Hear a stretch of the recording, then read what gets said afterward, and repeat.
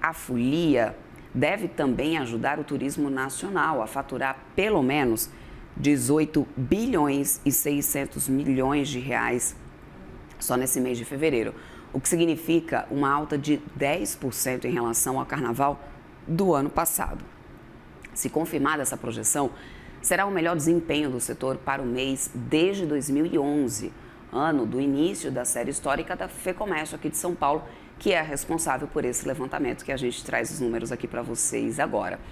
E para poder a gente entender mais desses números, a gente vai conversar então com o Fábio Pina, que é assessor da federação, que já está aqui comigo. Fábio, muito obrigada, meu querido, pela tua participação aqui com a gente na nossa programação ao vivo, em plena segunda-feira de carnaval, que acredito que você deu uma pausa aí nos bloquinhos para estar aqui com a gente, para atualizar um pouco dessa expectativa. Bom dia para você, bem-vindo à nossa programação. Obrigado. Não sei dar uma pausa, quem está indo no bloquinho agora é minha filha, mas estou à disposição. Ela vai contribuindo, então, para esses números, para essa perspectiva que a FEComércio... Ela está aí dentro. Pois é, Fábio. Então, vamos lá. Vocês projetam em um faturamento 10% maior para o turismo agora em fevereiro. Isso vem puxado realmente por volume de turistas, alta no preço de serviços, porque a gente também tem uma inflação importante aí, principalmente de alguns serviços, até mais do que outros, como de táxi, por exemplo. O que deve realmente puxar essa projeção que vocês estão trazendo agora? As duas coisas, é uma combinação, isso nós não estamos falando só do varejo em si como um todo, mas especificamente daqueles grupos de produtos e serviços e produtos relativos ao carnaval. Então, você tem serviços em bares e restaurantes, você tem serviços de turismo, você tem o transporte, como você mesmo já falou. Esses produtos e esses serviços que têm uma demanda muito aumentada, por exemplo, na capital paulista, em especial nós estamos falando da capital paulista, e eu não tenho uma oferta que possa ser alterada do dia para a noite, não dá para construir mais 20, 30% de quartos de hotel, por exemplo, do dia para a noite. Então, esses preços sobem sazonalmente, e não é só em São Paulo, isso ocorre no mundo inteiro em eventos, né? A gente viu o que aconteceu na COP lá em Belém, a gente viu o que acontece na Copa do Mundo nos Estados Unidos. Cidades que têm menos condição de fazer frente a um aumento mais forte de demanda têm aumentos brutais, como novamente ocorreu em Belém. São Paulo tem um aumento que é menor do que esse, mas tem um aumento de preço. Então, a primeira parte eu tenho aumento de preço. Mas esses aumentos de preços são justificados justamente pela maior demanda. Então, tem um fluxo de pessoas maiores. Então, eu somo. Vamos fazer uma conta de botiquinha aqui. 5% a mais de pessoas, 5% a mais de preço. Não é exatamente essa média, mas algo assim. Eu tenho 10% a mais de faturamento em relação ao ano anterior. Então, é a soma das duas coisas.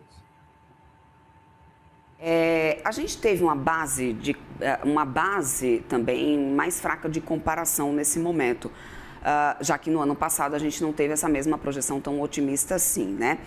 A gente também pode ter uma influência dessa base de comparação um pouco mais fraca, ou a gente tem realmente agora uma tendência estrutural, né, de recuperação do setor de serviços no pós-pandemia e ainda diante de um cenário macroeconômico que mostra uma certa resiliência. Virada de página completa agora é estrutural, Fábio? Eu acho que sim. Na realidade, o varejo foi o setor que mais rapidamente superou as vendas em relação ao período pré-pandemia. Isso já tinha acontecido lá em 22, entre 22 e 23. O setor de serviços demorou um pouco mais, mas já no ano passado ele vinha superando o faturamento que ele tinha antes da pandemia. O setor que aí nós temos ainda problema no país, mas não é por conta só da pandemia, é o setor industrial. De fato, o país tem um problema para alavancar o crescimento sustentado da indústria, mas tanto o comércio quanto os serviços hoje já estão em patamares de faturamento superiores àqueles que a gente via na pandemia. Então, acho que sim, é estrutural, a pandemia já ficou para trás nesse sentido, e o carnaval é um dos eventos, né? Claro, algumas cidades, se você pegar algumas cidades como Rio de Janeiro, Salvador, Nordeste, capitais do Nordeste, o carnaval é bastante importante. Não é que ele não seja importante para a capital paulista, mas ele é um dos eventos, e a capital paulista tem outros eventos como a Fórmula 1, por exemplo, tem menos gente vindo, mas uma população que chega nos nossos aeroportos com uma quantidade de dinheiro absurda, então o ticket médio é muito maior.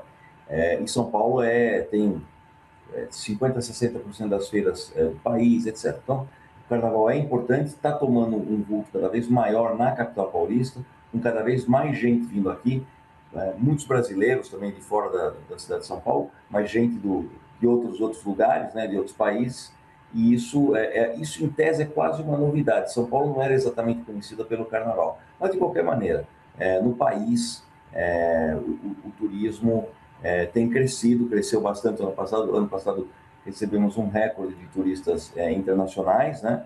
7 a 8 milhões, é pouco perto do potencial, mas a trajetória pelo menos é positiva na nossa visão. Uhum.